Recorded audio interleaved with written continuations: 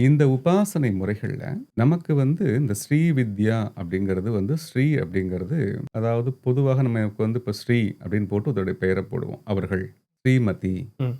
அப்படின்னு போட்டு அதோடைய பெயரை போடுவோம். இது ஒரு அடைமொழியாக மதிப்பிற்குரிய அடைமொழியாக நம்ம பயன்படுத்துறோம்.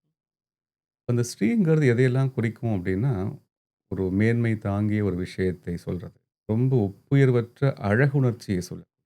ம். ஒரு ப்ராஸ்பரிட்டி ஸ்ரீங்கிறதுக்கு பணம்ங்கிறதான ஒரு பொருளும் இருக்கு. ம். Prosperity, wealth, abundance.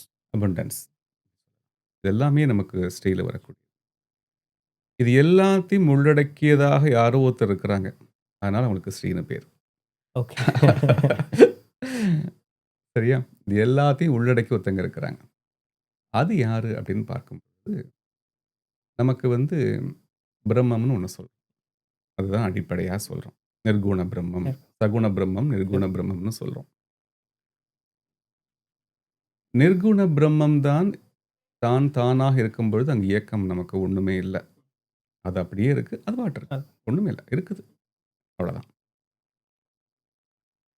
ஒரு இயக்கம் உண்டாகணுங்கும் பொழுது அந்த நிர்குணம் சகுணமாக மாறுகிறது. இல்லையா? ஒரு ரூப நாம பேதத்தோடு மாறுகிறது. அப்படி மாறக்கூடிய அந்த சக்தி தான் நமக்கு பராசக்தி. ம். பொதுவான ஒரு வார்த்தையில் சொல்வதாக இருந்தால் பராசக்தி. பராசக்தி.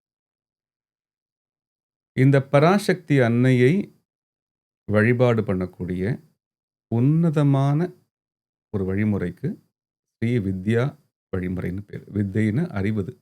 அறிவை பெருக்கிக் கொள்ளக்கூடிய முறை. அப்போ உயர்ந்ததான அந்த மேம்பட்ட சக்தியை நோக்கியதான நம்முடைய அறிவை மேம்படுத்திக் கொள்ளக்கூடியதான ஒரு முறையை கற்றுக்கொள்வது நமக்கு ஸ்ரீவித்யா.